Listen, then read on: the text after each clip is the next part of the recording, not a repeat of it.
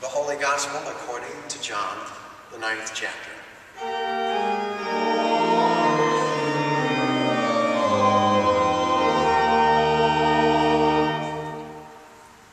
As Jesus walked along, he saw a man blind from birth.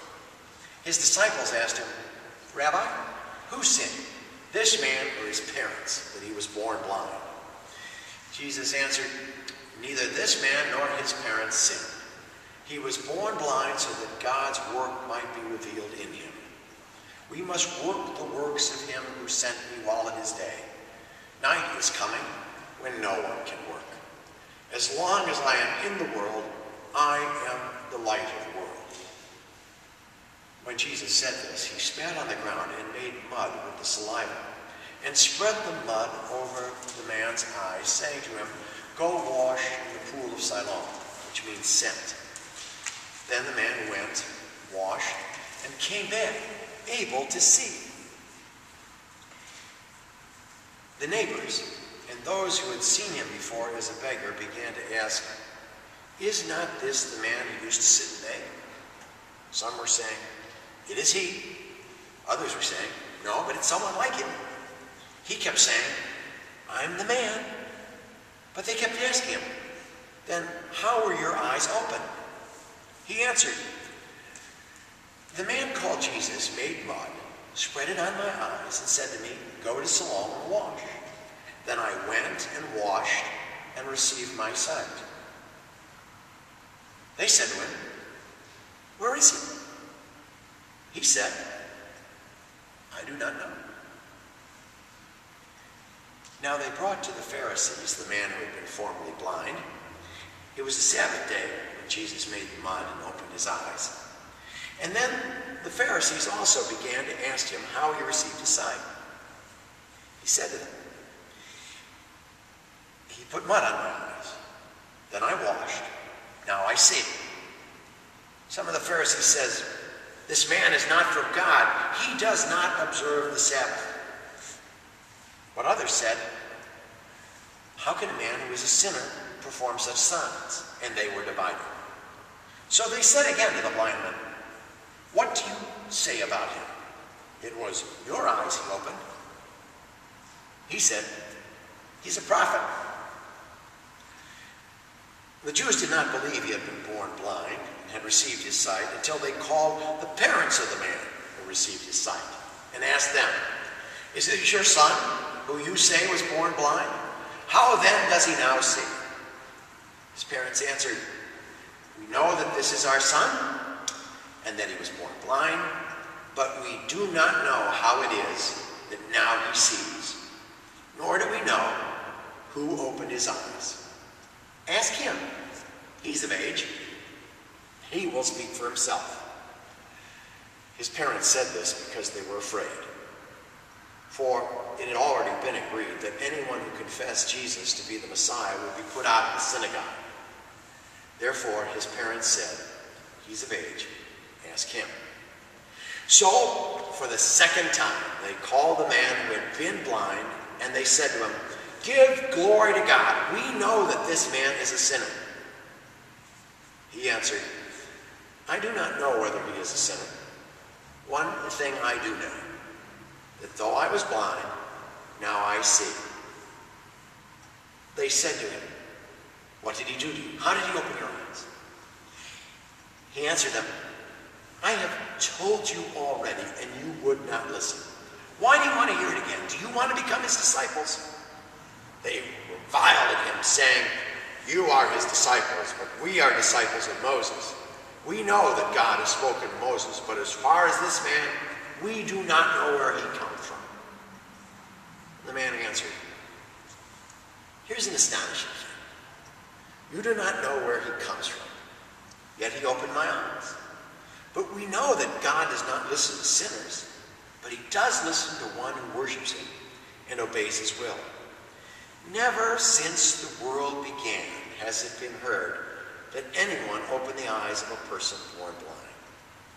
If this man were not from God, he could do nothing."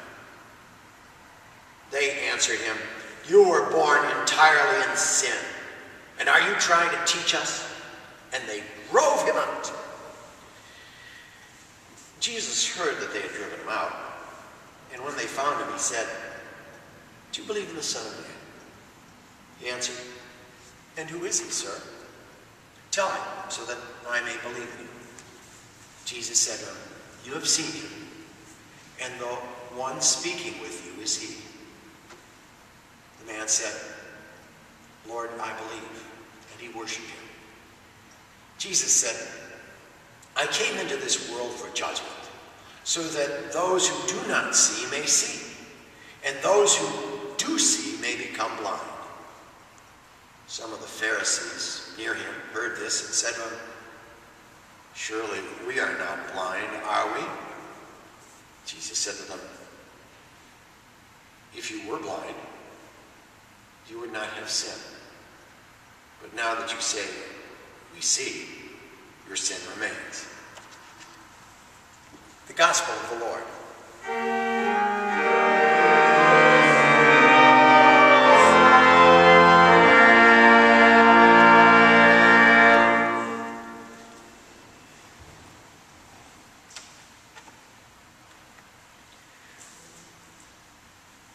The term Gaper's Block is a Chicago invention created by the WGN traffic copter reporter in the early 60s named Leonard Baldy to describe that phenomenon that all of us have experienced when traffic slows up to look at an accident or some other incident by the side of the road. When it's an accident and lanes are closed, such slowdowns are understandable. But as you know, sometimes the only thing causing a commotion is a car parked on the shoulder. No matter what it is, people slow up. They want to see.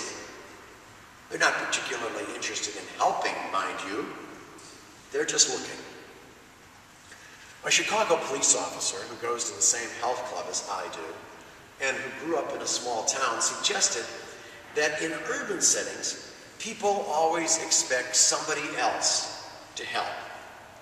While in rural settings, people stop to help and offer assistance because the next person, or even emergency vehicles, might be miles away.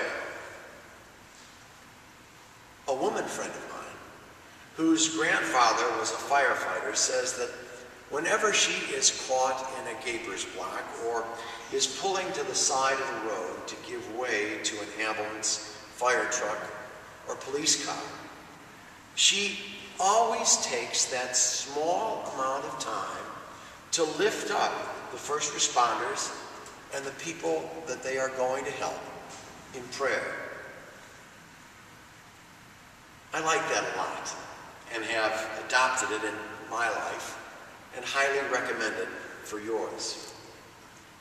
If we can be of any assistance, and often we can't, even for me in the changing of a tire, we can at least pray for the people affected and those who can and will help them. Which is far more than the characters in today's gospel do for that poor blind guy. They don't help. They don't get involved. They don't even pray for the man. At best, they treat him as an object of speculation. And the saddest part of all is that this speculation begins with Jesus' own disciples.